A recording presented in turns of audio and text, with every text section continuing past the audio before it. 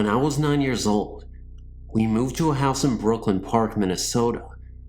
My mom had just gotten remarried, so I now had a stepfather, whom I absolutely despised. About a year or so later, my dad started renovations on the house. We added almost half a house on. There was a 3-season porch, a mudroom, a bathroom, and 2 basement bedrooms. My sister moved out of her bedroom to the new one in the basement. A few days later, I was in my bed. My bed faced the wall by the door, but I couldn't look out down the hall. I had only been in bed for a few minutes. I looked up because it felt as someone was in the room with me. That's when I thought there was my stepfather standing at the foot of my bed. He was wearing what appeared to be a hooded trench coat and appeared as a dark silhouette. Looking back, it didn't really initially terrify me because I just thought it was my stepfather playing tricks on me, as I said. Boy, was I terrified. I yelled, "Ken, get out of here." Suddenly, my mom, who was in her bed at the end of the hall, yelled back at me that he was asleep in the bed next to her. Suddenly, the figure disappeared. I ran as fast as possible into our bedroom. There was my stepdad, sound asleep and snoring right next to her. I told her what I saw, and she just told me to go back to bed. The next morning, at the breakfast table, I started telling everyone. My oldest brother described the man in the hood. He also said he'd seen the man in his bedroom at the foot of his bed. His bedroom was in the basement, located right under my parents' room. He also thought it was our stepdad, until it vanished. He just thought he was hallucinating or something, and didn't tell anyone. Honestly, now, I really wish it was my dad. Hi, I'm a 21-year-old student in Chicago, Illinois. I'd like to tell you my story, and if possible, ask for your professional opinion about a few things.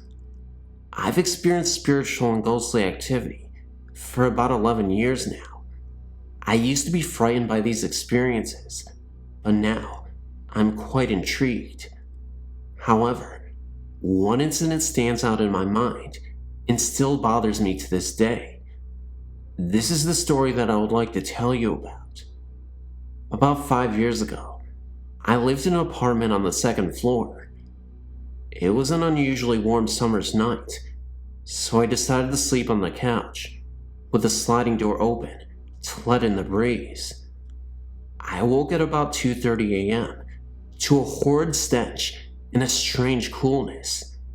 Confused, I looked around the living room. I looked then, and directly in front of myself, and I was lying on my right side, with my right arm tucked under my head as a pillow, and I saw a figure. I was frozen with fright as my eyes began to adjust to the darkness, and I saw the figure's face.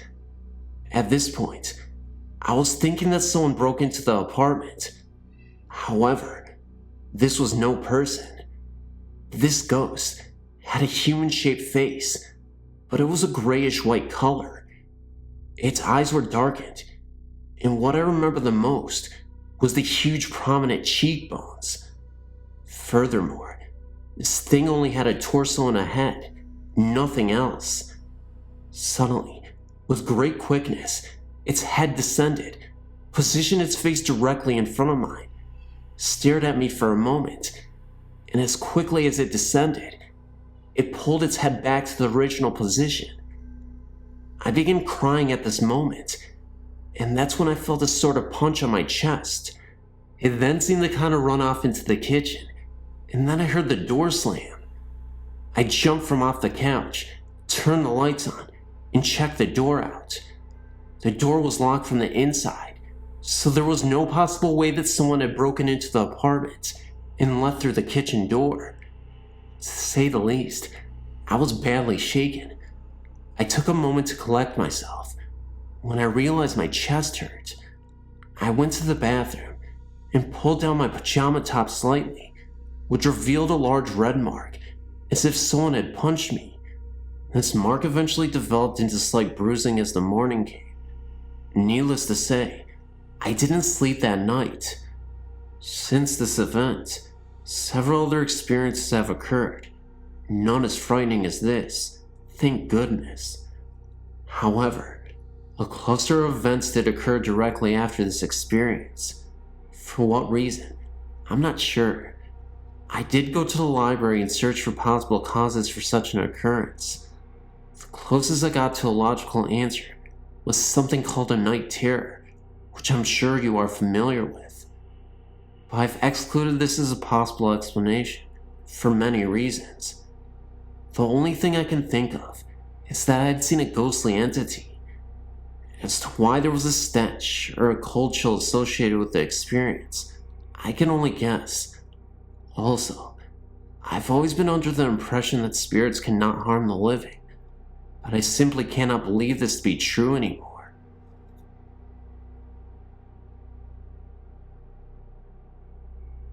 And this is an experience that I had when I was younger. It's a little short, but it remains my creepiest ghost story I've ever had. I had to have been 8 or 9 years old when it happened, and yes, it sounds a little corny, but it was truly an unforgettable and authentic experience. It happened to be dark and dreary on this night. It had been raining really hard, and I had no choice but to walk through the rain. The rain just kept pouring down, and all I could think about was how miserable I was from the rain, and just wanted to get to my friend's house faster. I think it was around 10 p.m., and I was walking through the neighborhood park to my friend's house on the other side, when all of a sudden, I saw my dead grandmother appear from out of nowhere. Oddly enough, it was a year to the day of her death from cancer. She just looked as she did before she got sick though. She looked wonderful. Of course, I wasn't sure if it was really her, so I walked up to her and called out her name. The wind became harsher and the rain fell harder, and as she reached out to me, I could see she was in pain. It was at that very moment that her face changed, and she became scared, and looked as though she needed my help, and it was then that she disappeared. I had to have been 3 to 5 feet away. Needless to say, I ran as fast as I could to my friend's house, and didn't say another word that very night.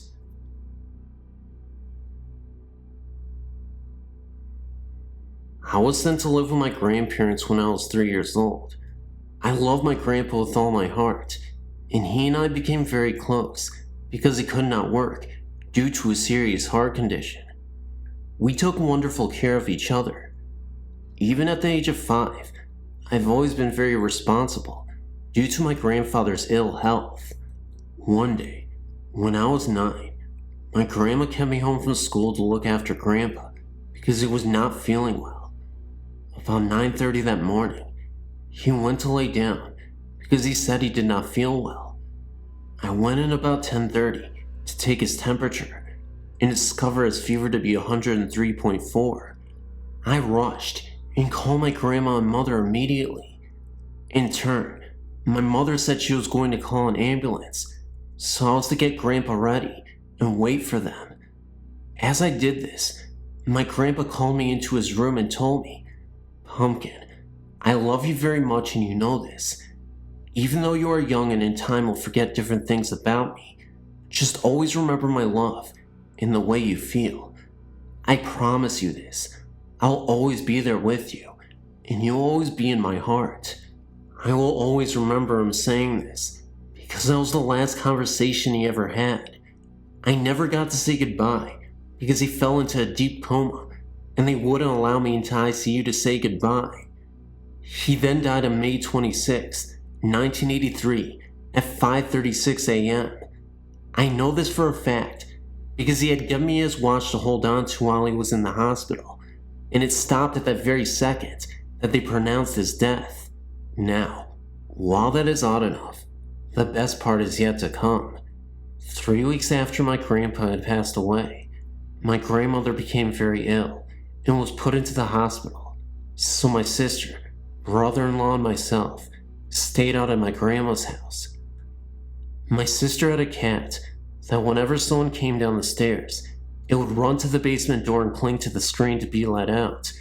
Well, one night, at about 11:30 p.m., the cat was sleeping with me on the couch in the basement when it jumped down and ran to the door to cling onto the screen, when all of a sudden, we heard footsteps.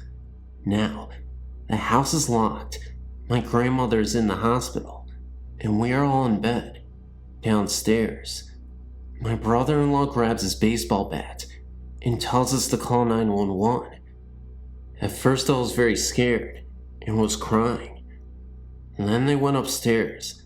The footsteps stopped, and all of a sudden, my grandpa was standing in front of me, holding the note I had put in his pocket the day of the funeral.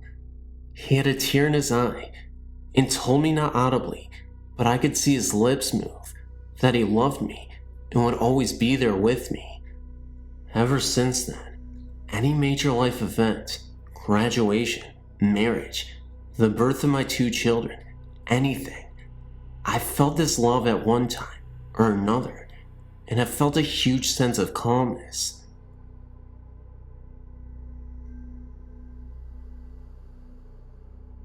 I guess this would be a second account of a previously encountered ghost story. I had the same thing happen to me as in the story below on Denton Road, Ypsilanti, Denton Road Bridge. The story goes that a group of kids were playing chicken near Denton Road Bridge, and one of them proved to be Chicken. His car swerved off the road when they reached the bridge, and they crashed into the river below. Many people claim to see a light come out of the river and chase their vehicle to the end of the road if they stop at the center of the bridge at night. I'm a racer and have a very fast, very built up 1969 Dodge. Once stopped on this bridge simply because we were lost, and a pair of headlights came up the embankment and behind me and started coming up on me very fast. I thought some drunken redneck was out four-wheeling and was going to rear-end me. The car was in gear and running, so I simply stepped on the gas, and the headlights behind me pulled up within a few feet of my rear bumper. I floored it, and the light stayed right on my bumper. Couldn't see a thing behind me because the brights were on the car following me, and they were far brighter than any car I'd ever seen. I had the speedometer buried past 120 miles per hour, and they were 2 feet off of my bumper. I remember the red glare of the brake lights lighting up the road behind me some, and the moon was very bright that night, so I could see the way to the bridge practically, and there was not a car on the road. I was a little stunned, and almost lost the car at the turn. We went back to make sure that no one behind us had got into the ditch. Well, there was nothing. And then I got freaked. Made it back to Windsor in record time.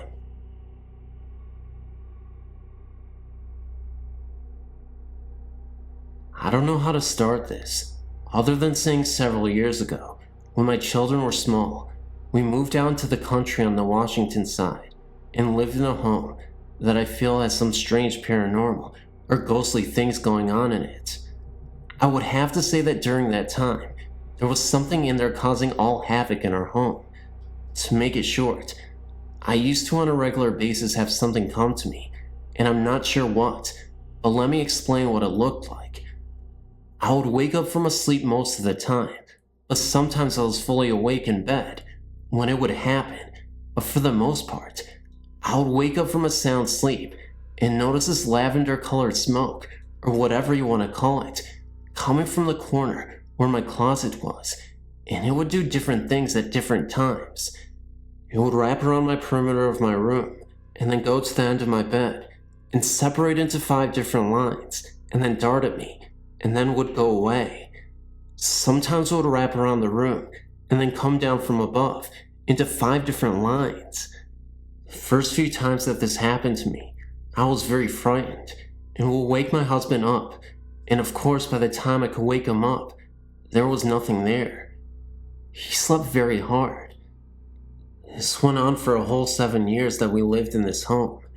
During that time, my husband also became very mean and violent.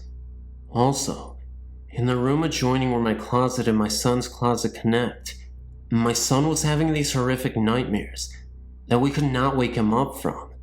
We would sit there for sometimes 20 to 30 minutes, trying to wake him up, and he would be begging for his mother or his father and crying out, asking them to go away and leave him alone. He would describe them as ugly and short, very ugly and mean looking in the face, and they would torment him and scare him and try to hurt him. This was heart-wrenching for me to see him go through this and not be able to wake him up. I would cry right alongside of him when I was holding him, rocking him, trying to wake him up from these nightmares. All of my children used to tell me that in the house, they would see a ball of light sometimes that would move quickly through the home. I saw that occasionally as well. Our television was something quite interesting as well. It would turn off by itself while we're watching it, and then it would turn back on with the remote, and then it would turn back off again. We could play this game for a few minutes, and then it would stop. This only happened a couple of times through the TV. I do feel that there was something evil in that home, because many things went on in that home. What the lavender-colored smoke was, or the ball of light, or even my son's terrifying dreams were, I have no clue. I don't have a great deal about that kind of stuff. I do feel that I have many experiences though, and had some in other homes as well. Who knows, maybe they follow me, but the home in Washington was not a good ghost, if that is what it was. Our family went through some of our hardest times in that home. Can you tell me what the lavender smoke was, or what the ball of light was? I would be very interested in knowing. You could respond to me. Thanks so much.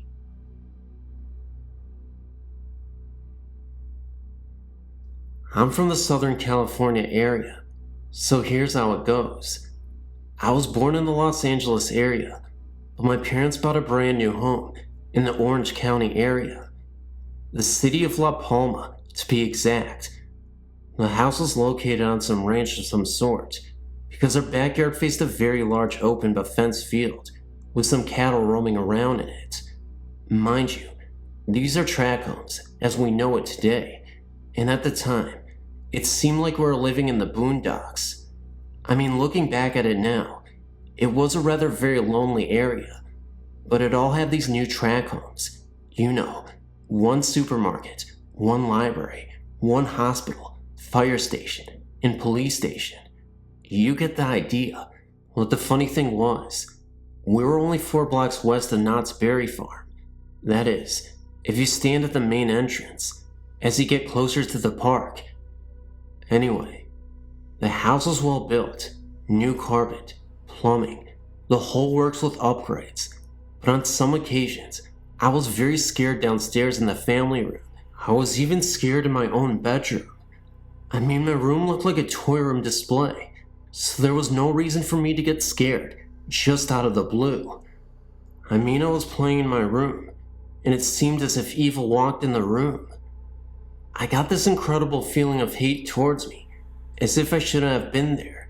It's happened to me several times in the house, and at 7 years of age, I didn't know anything about the supernatural or paranormal activity.